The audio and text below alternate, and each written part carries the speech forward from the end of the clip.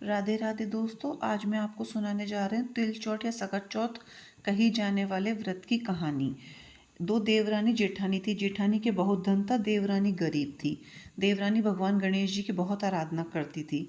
वो अपनी जेठानी के घर रोज आटा पीसने के लिए जाती थी। जिस कपड़े से आटा छानती थी वो कपड़ा उसके घर लाकर पानी में धो लेती और अपने पति को घोलकर पिला देती। एक दिन जेठानी के बच्चों ने देख लिया। वह अपनी माँ से बोले, मामा चाची अपने घर से आटे का कपड़ा ले जाकर चाचा जी को घोलकर पिला देती है। इस पर जेठानी ने देवरानी को कहा, घर जाओ तब आटे का कपड़ा यहीं रख कर जाया करो। देवरानी ने वैसा ही किया। घर गई तो उसका पति बोला, मुझे चूर्ण घोल कर पिला दो। देवरानी बोली कि उसने आटा छानने वाला कपड़ा वहीं रख लिया है, इसीलिए मेरे पास आपको खिलाने के लिए कुछ भी नहीं है। उस दिन उसके पति ने भूख से व्याकुल होकर उसको लकड़ी ही लकड़ी से खूब मारा। भाग्यवश उस दिन तिलचौथ माता का व्रत था। श्री गणेश जी का स्मरण करते हुए भूखी ही सो गई। तभी थोड़ी देर बाद श्री गणेश जी भगवान ने आकर कहा कि आज तो तिलचौथ व्रत है और तू भूखी क्यों सो रही है। तब देवरानी ने सारा वृतांत कह सुनाया। तब भगवान बोले कि आज मैंने तिल चौथ के कारण चूरमा व तिलकुटा बहुत खाया है, इसीलिए निमटने का मन है, सो कहाँ जाऊँ।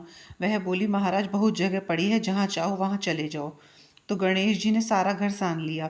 निमटने जाकर बोले, पहुँचूँ कहाँ। तो वह बोली, मेरा ललाट पड़ा है, पहुँच लो। गणेश जी पहुँचकर चले गए। थोड़ी देर बाद उठकर देखा तो सारा घर हीरे मोती से जगमगा रहा था। सारा सिर भी सोने की आभा से चमक रहा था। धन को बटोरने में देर हो गई, इसीलिए जेठानी के नहीं जा सकी। जेठानी ने अपने बच्चों को चाची के घर देखने के लिए भेजा कि चाची क्यों नहीं आई। बच्चों ने आकर अपनी माता से कहा कि माँ चाची के घर में अब बहुत धन हो गया है। जेठानी भागी भागी अपने देवरानी के पास आई और पूछा कि इतना धन कैसे हुआ। भोली भाली देवरानी ने सारी घटना सच सच बता दी। इतना सुनकर जेठानी अपने घर आई और अपने पति को बोली कि मुझे लकड़ी ही लकड़ी से बहुत मारो। देवरानी को देवर जी ने बहुत मारा, इसीलिए उनके बहुत धन हो गया है। उसका पति बोला, भाग्यवान, अपने अनधन के भंडार भरे पड़े हैं, तू धन के लालच में क्यों मार खाती है। लेकिन वो नहीं मानी और बहुत मार खाकर अपना मकान खाली करके गणेश जी का स्मरण करके सो गई।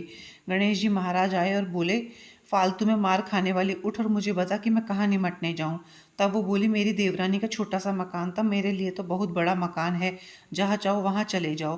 गणेश जी ने निमटना कर दिया। अब बोले, पहुँचूँ कहाँ। तो जेठानी गुस्से से बोली, मेरा लिलाट पड़ा है, पहुँच कर चले जाओ। थोड़ी देर बाद आकर देखा तो सारा घर सड़ रहा था और बदबू आ रही थी। तब वो बोली, हे गणेश जी महाराज, आपने मेरे साथ छल कपट किया है। देवरानी को तो धन वैभव दिया और मुझे कूड़ा दिया। तो गणेश जी आए और बोले, तूने धन के लालच में मार खाई है। जेठानी क्षमा याचना करने लगी, हे गणेश जी भगवान, मुझे तो धन नहीं चाहिए, सब पहले की तरह कर दो। तब गणेश जी ने बोला कि अपने धन में से आधा धन देवरानी को दे, जब ही मैं अपनी माया ठीक करूंगा। जेठानी ने आधा धन देवरानी को दे दिया, परंतु कहीं एक सुई धागा रह गया। तब जेठानी ने सुई धागा को देवरानी को दिया। तब गणेश जी ने अपनी लीला समाप्त की। हे रिद्धि सिद्धि के दाता गणेश जी भगवान, जैसे आपने जेठानी के साथ किया वैसा किसी के साथ नहीं करना, और जैसे देवरानी का भंडारा भरा वैसे सभी का भरना, और कहानी कहने सुनने हुंकारा भरने वाले सबकी मनोकामना को पूर्ण करना। जय चौथ माता की।